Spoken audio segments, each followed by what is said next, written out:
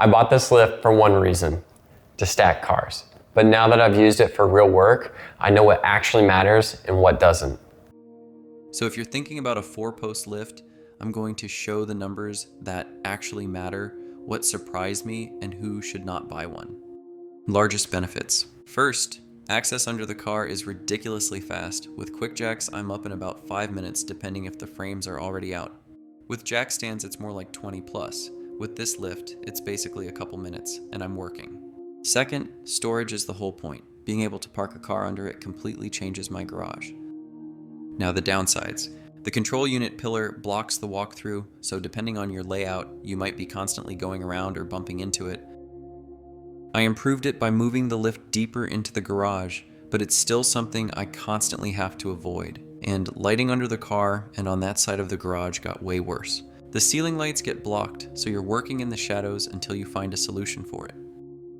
Here are the numbers that decide if this works in your garage. This is a quick lift USAQL 4P 8kg Lux 8,000 pound capacity. It came with 4 casters, 4 drip trays, a jack tray, 2 ramps, and 2 wheel chocks.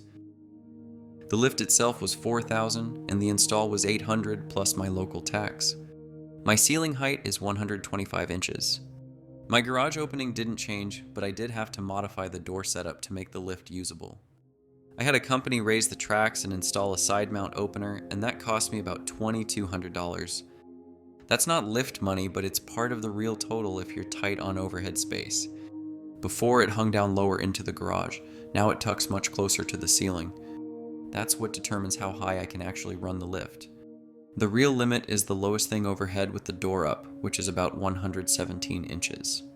So I have about 61 inches of clearance under the RX-7. That's the number that decides if a second car fits underneath. If your garage is tight, this number matters. Front to back, it's about 175 inches. This is the moment that made it worth it. My wife's 2015 Lexus IS 250 fits under the RX-7. That means I didn't just buy a lift, I bought space back in my garage. For me, the win is storage plus access. I can park a car under it, and I can be under my car in a couple minutes.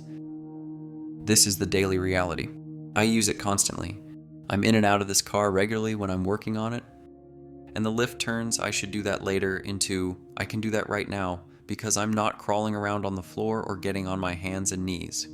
One more thing I changed after living with it. I moved the lift deeper because the garage door wouldn't close with the ramp still on.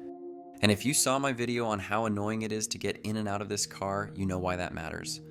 I didn't want every drive to start with climbing out to pull ramps off, then climbing back in.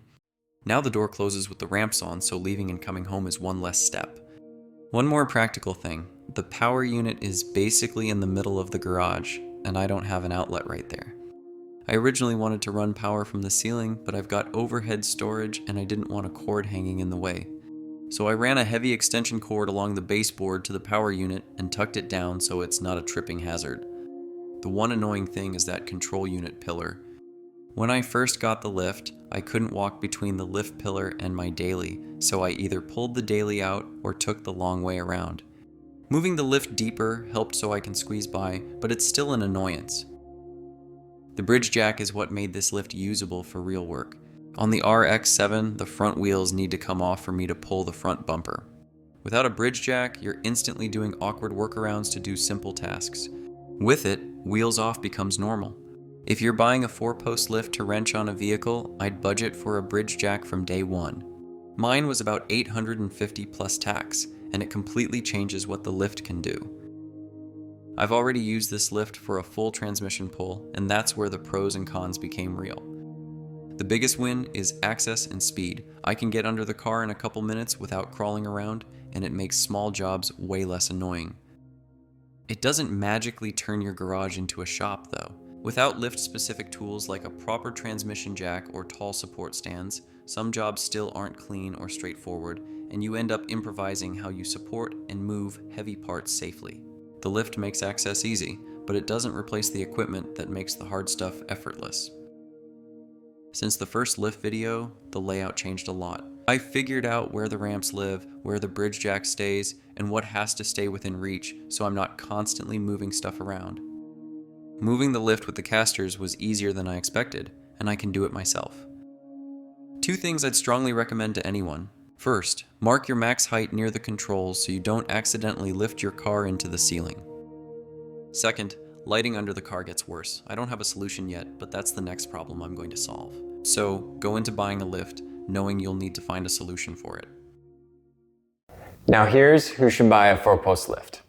You've got the ceiling height, you need the storage, and you want fast access. Then this is going to be a huge upgrade. One thing I'd recommend is that if you are going to do work on your car, budget for the bridge jack immediately. Now that said, a 4-post lift isn't for everybody. If you don't have the ceiling height, if you've got a crammed garage, or if you're expecting to do the type of work that involves taking the wheels off the car, and you don't want to invest in a bridge jack, you're going to get very frustrated with a 4-post lift. If you're thinking about a 4-post lift, what's the main reason? Storage, working on the car, or both? And if you want the first video where I got it installed and figured out if it fit, it's on the end screen. Thank you for watching.